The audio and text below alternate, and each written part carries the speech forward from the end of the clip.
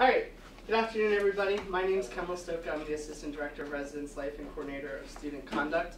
My office is actually not located here in the center. I'm located up in Sickler Hall, which is like the brownish, purplish building along College Avenue. But I usually come to these things because I think it's important that you guys know a little bit about student conduct and the rules and policies that affect you guys as students. So, first things first, does anybody know where they can find the student handbook, besides in my hand? Online, good.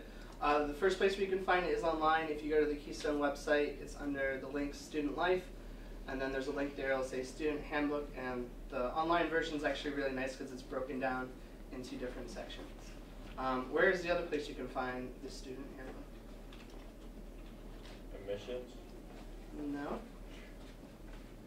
I see them downstairs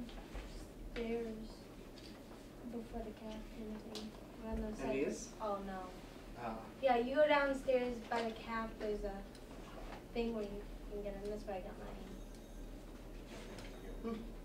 Yeah, the planners then, because these have the handbooks in the back. So if you have a planner, if you don't have a planner, they have a couple extra here that they can give you.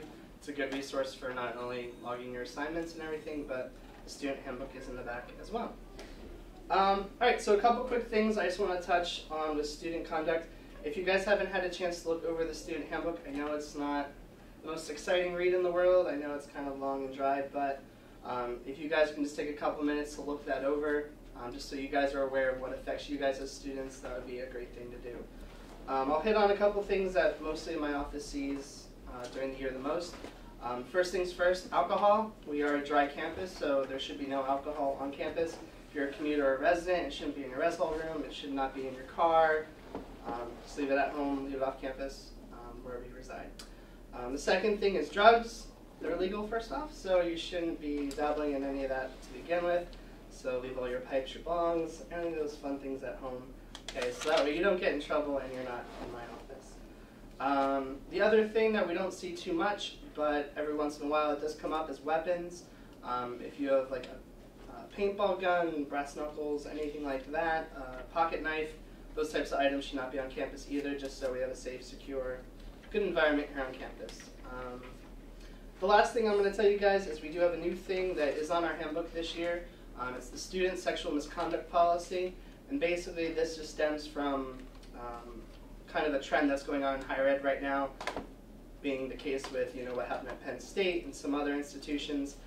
The Sexual Misconduct Policy basically outlines what you guys, what resources are available to you guys as students, and it also outlines how the college would address a situation like that if, God forbid, you were ever a victim of a sexual assault, sexual harassment, anything like that. It gives you the steps of how the college will address the situation and how that'll work out. So hopefully none of you ever have to read that, but it is available in the student handbook now in case you ever need to refer to it. Are there any questions right now for me that you may have about any student conduct issues?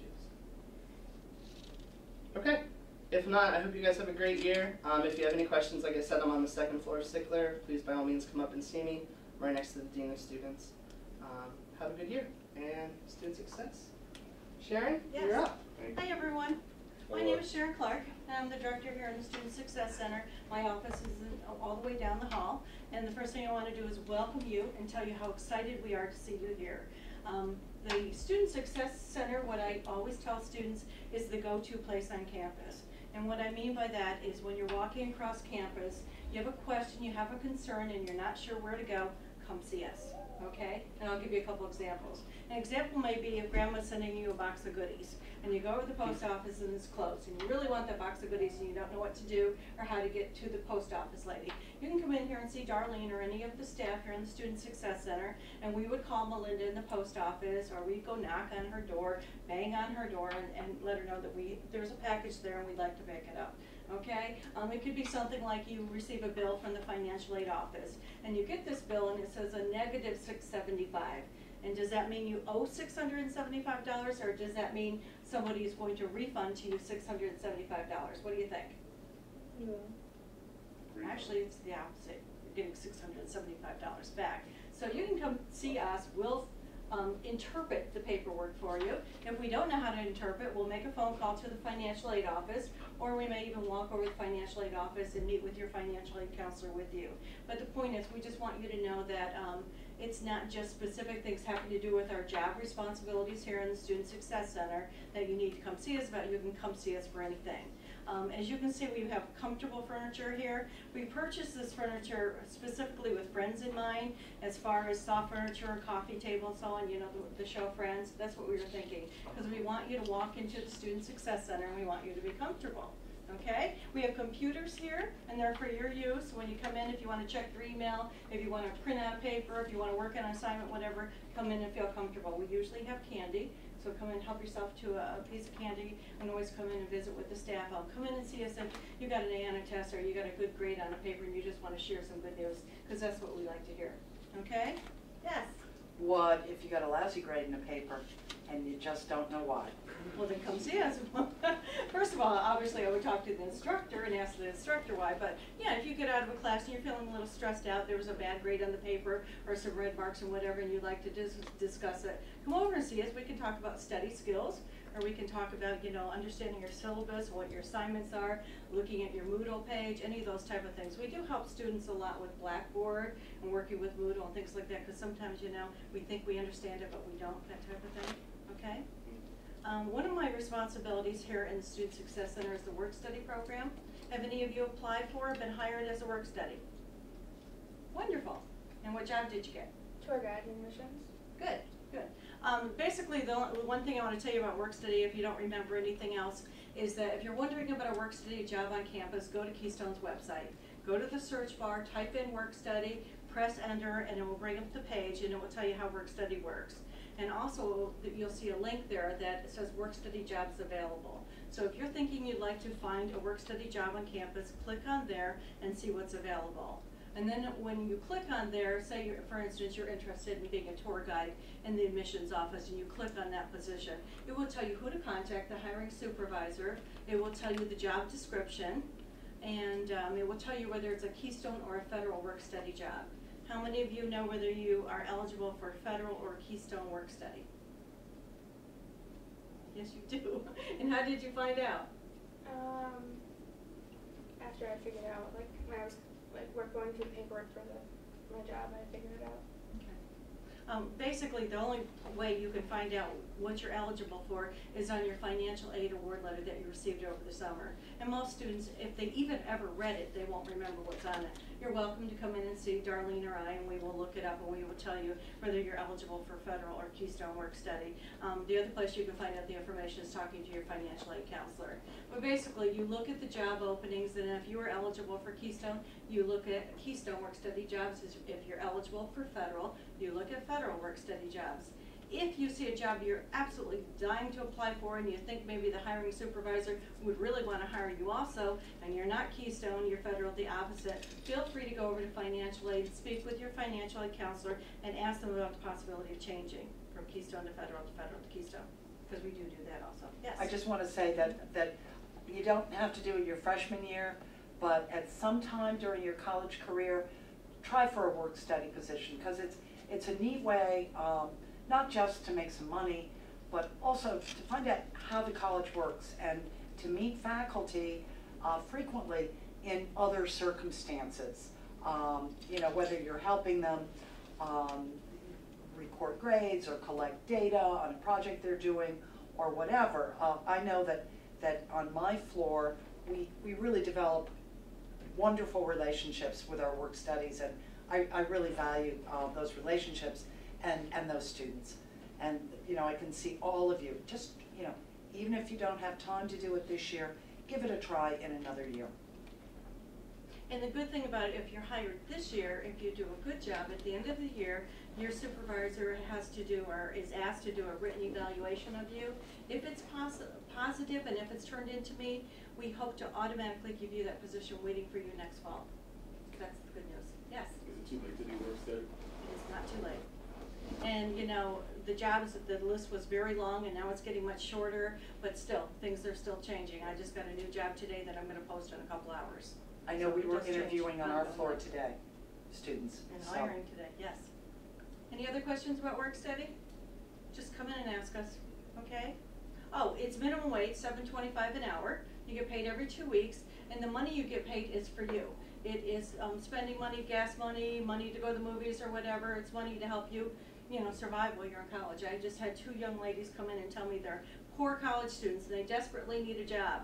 And I actually gave them a lead and they went over to check on it, so hopefully they get a job. The other thing I do here in this center is I work with the tutoring program. Are you familiar with tutoring services here at Keystone?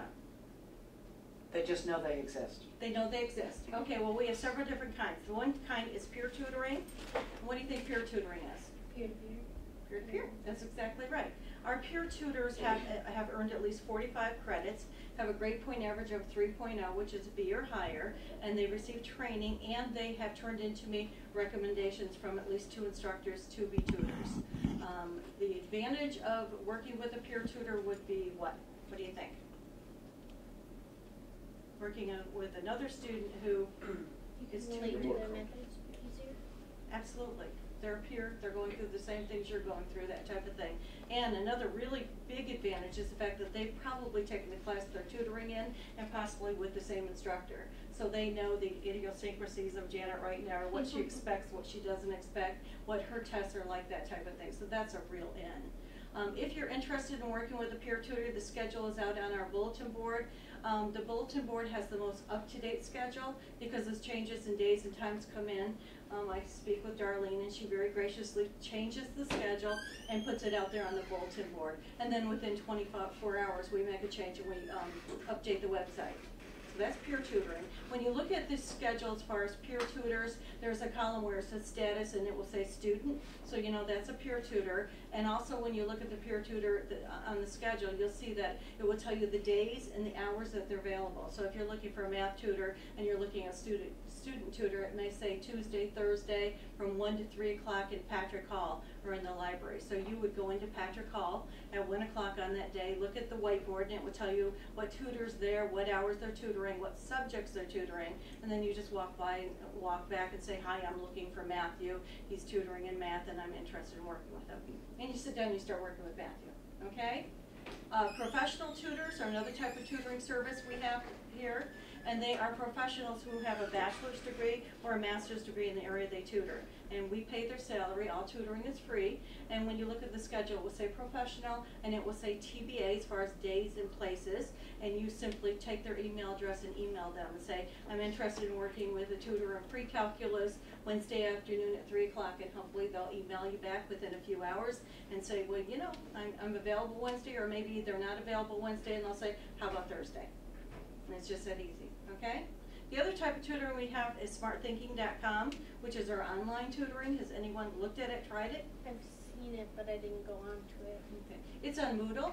It's on Keystone's website, and if you go into Smart Thinking, there's many different ways you can use it. One, you can schedule an appointment. If you schedule it 24 to 48 hours in advance, you have a drop-down menu. You can choose what subject you need help with, and then you can look at the calendar when they're available. It's Monday through Sunday, all hours. So if you want to work with an algebra tutor at midnight on a Friday, you can schedule an hour or an hour and a half to work with the tutor at that time.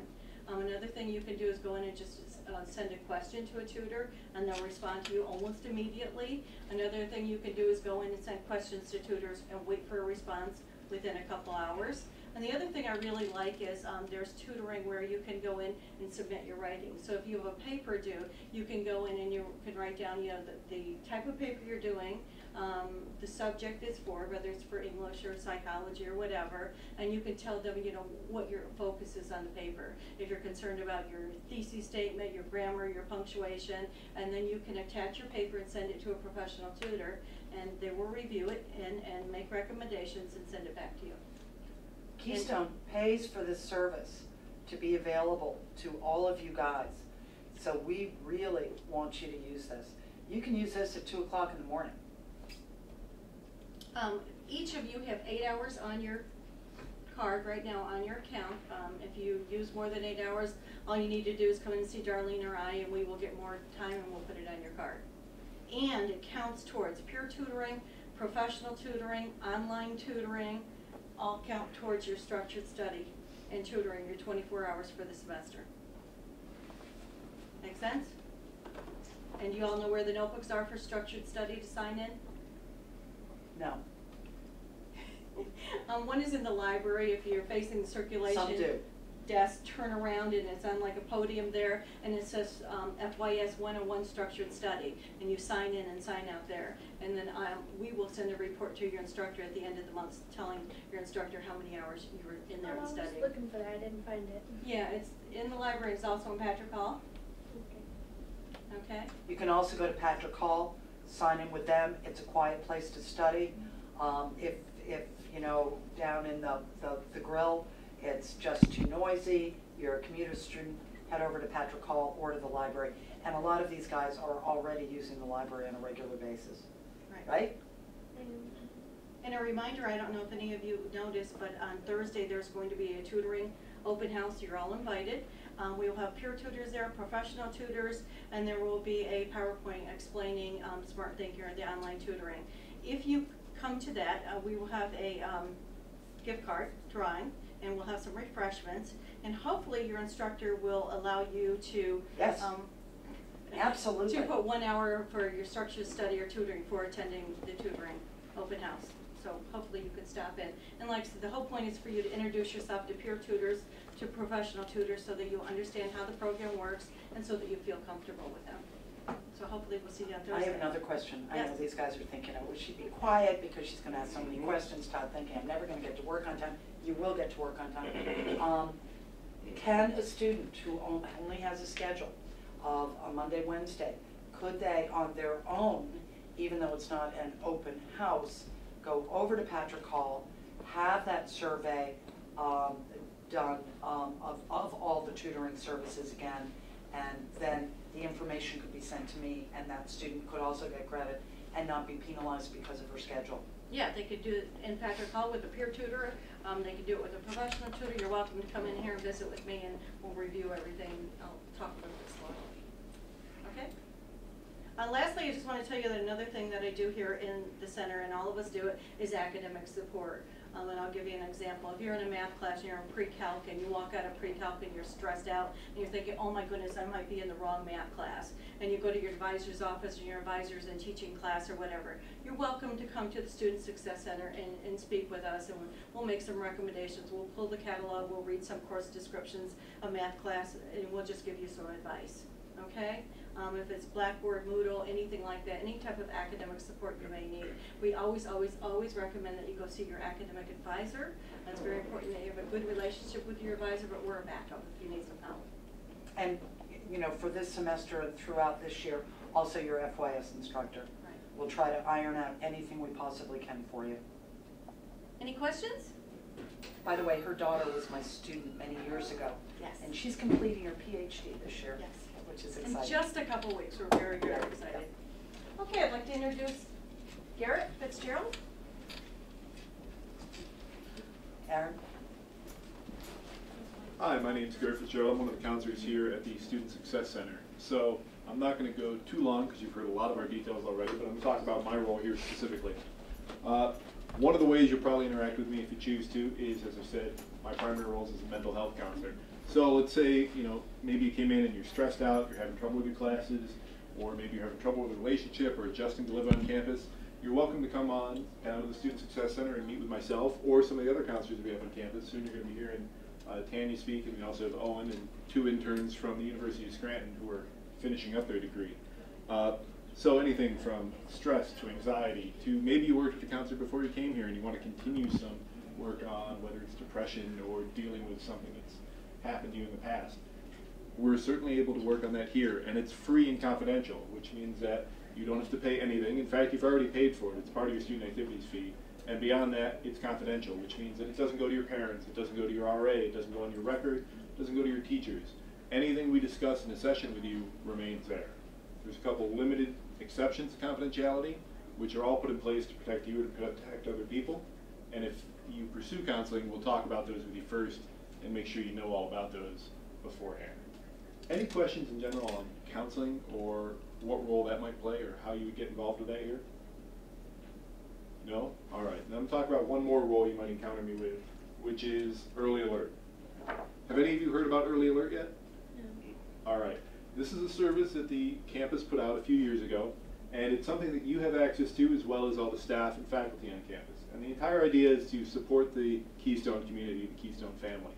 And the idea is that, let's say, you notice that maybe your roommate or one of your fellow students is having a difficult time. Maybe they haven't gone to classes in a couple days. Maybe you just notice they haven't even left their dorm room in a day or two. And you're really starting to get concerned about them, but you're not sure if you're the person to talk to them. You're not sure that you'll be able to help them. But you want to see, some attention given to them because you're worried about them. Early alert's an option where you submit through the website on your end an anonymous report. You'll contact us, and then we will, on your behalf, contact the student and tell them, for instance, if it were me, I'd be contacting saying, hello, my name's Garrett Fitzgerald. I work in the Student Success Center, and there's someone on campus who's concerned about you. I'd like you to come in and talk a little bit about what's going on for you. Maybe see if there's something I can do to help, or maybe I can put you in touch with someone else who can help you.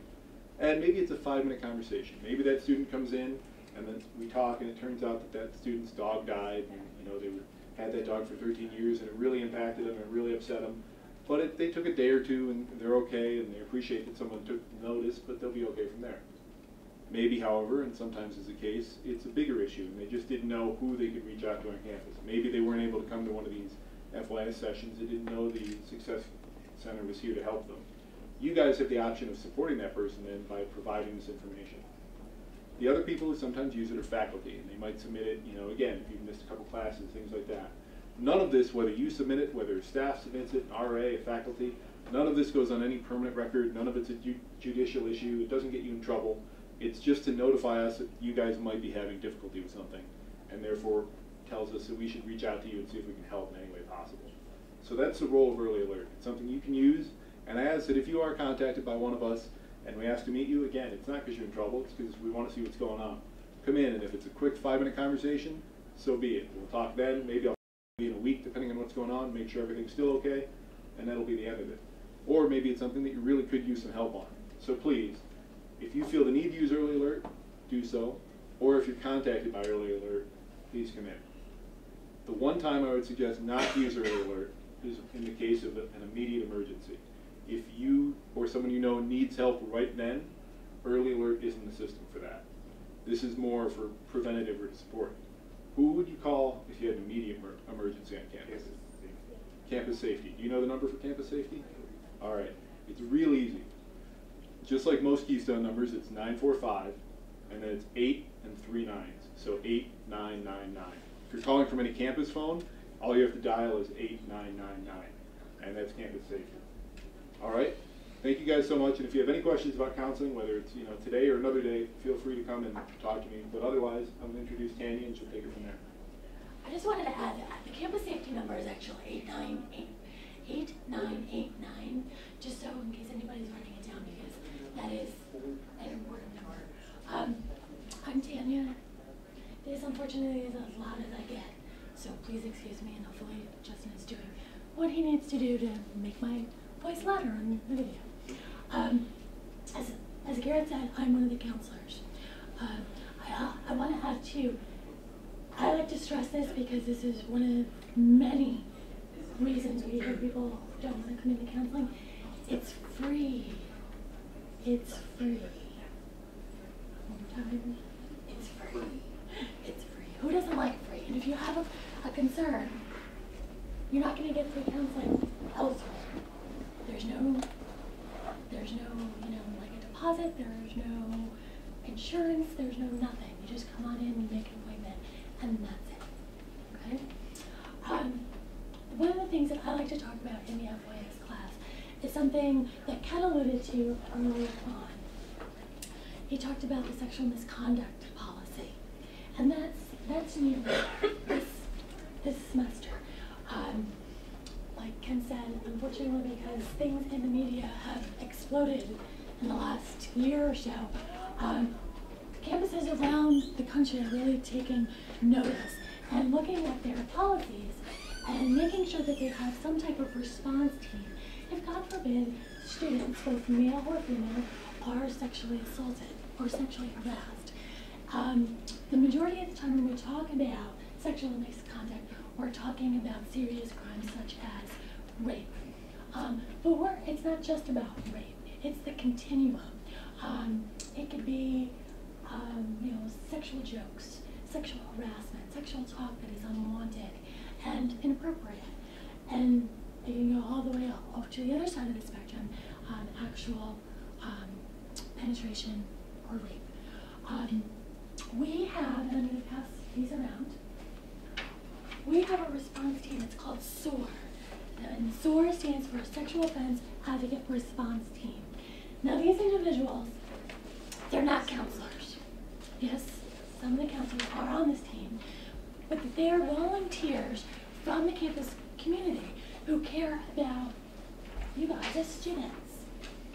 These volunteers have been trained not only by myself and the counseling staff, but also support staff from the community to talk about this issue and making sure students are safe. Now, because they're not counselors, they're not going to sit and counsel you. Their job is to make sure, as students, that you know what should happen, what will happen if you have been sexually harassed or sexually assaulted. And I'm going to tell you, they will pull out this pretty pink paper because nobody's ready for this. To talk about it on paper is one thing, but actually do it. I still pull out my paper, my brochure, and be like, okay, let's review this. Just because you want to make sure that the person in front of you is given the accurate information. So basically, what would happen if a student needed this? First off, how many residents do we have here? Okay, good number. I'm talking to both residents and commuters, okay? But I'm going to pick on the resident students for just a moment. So one of our resident students goes to their RA or their SRA and says, you know what, I need to speak to a SOAR team member. And let's pick on Olivia. She's one of your SRAs. Olivia gets out the pink paper and says, okay, Jane, is there anybody here on this list that you know and feel comfortable and who would you like me to contact? And let's say Jane or John says, you know what, I remember Bree Reynolds. She was my admissions counselor. She was really cool. Please call her. Okay, so Olivia is going to, if it's during the day, Monday through Friday, 9 to 5 or 8:30 to 5, she would call Bree over at her office. If it's after hours or if it's on the weekend, and again, Jane or John doesn't want to talk to a counselor or the counselor who's on call, Campus Safety can contact Bree at her home, and Bree can talk to John or Jane and be, and talk about the options of what the student has. Bree might take it a step further, and this is completely up to Bree or whoever the SOAR team member is to actually come on campus, and that would be his or her choice. So Bree is with the student, and basically she would go over this form. And when I go over these options, whatever a victim chooses to do, we support. No judgment. And that's important for you guys to know, okay? First option is to do absolutely nothing. And again, we support that. Maybe John or Jane just wants to tell somebody, get it off his or her chest, and leave it alone. And that's okay. The second option would be, maybe Jane or John wants to file a report with Campus Safety, but they don't want to give details. They don't want to go any further. They want the campus community to know that this happened, and that's it. And that is completely okay too. The next step would be, okay, I want to go to Campus Safety, and Bree, I want you to come with me. But I want to press charges. I want the police to get involved. Okay. Again, we support whatever the victim says. If the victim wanted Bree to go to a hospital, if like a rape exam needed to be done, that would be up to Bree if she wanted to. I know if I was called, I would, as a SOAR team member, I would do that if I was asked. I would do that as a counselor as well. Okay? So those are the three main options that a SOAR team member would review with the victim. Some other things that the SOAR team can do, for those of you who are residents, let's say the sexual harassment or the sexual misconduct happened and the other person is in your residence hall, whether it's in the hall in general, on a different floor, or on the same floor. Well, we can help if anybody needs to be switched, when we have a room switch. We can go to the head of residence life, and we can do that for you. If the other person is in classroom with the alleged victim, we can go over to the registrars and help them get schedule changes. Again, our job is to make sure that you feel safe on campus. So, going to class because an alleged perpetrator is there, then you're not going to feel safe. You're not going to do well academically because you're going to be constantly thinking about that individual next to you or on the other side of the room. So if we can do some, schedule changes, we would go to registrar and see if we can do that. Another thing that we can do as well is maybe an alleged victim wants to have counseling but doesn't want to do it here for whatever reason, and hey, we respect that. That's everybody's prerogative. On the back of the form, we have community information as well. For anybody who's familiar with Scranton, down in Scranton, there's a Women's Resource Center. There's also Scranton Counseling Center. We can hook you up with services through them. There's also, out of Tunkhannock, the Victims Resource Center. And we work really well with both of those agencies because they are all about protection and victims' rights. They work with all types of victims, not just of sexual abuse, but also domestic, or even those who have something traumatic if they've been robbed. They work with any type of victim. Also on the back side of the paper, again, there's campus safety number. There's also some local hospitals as well. This is something that I'm very passionate about. A lot of the safety programming that goes on, or anything that has to do with domestic violence or sexual violence, it comes out of our office because I am very passionate about it. Keep this, don't throw it away. I hope and pray that none of you will need this, but if you personally need it or somebody you care about on campus needs it, you have the information.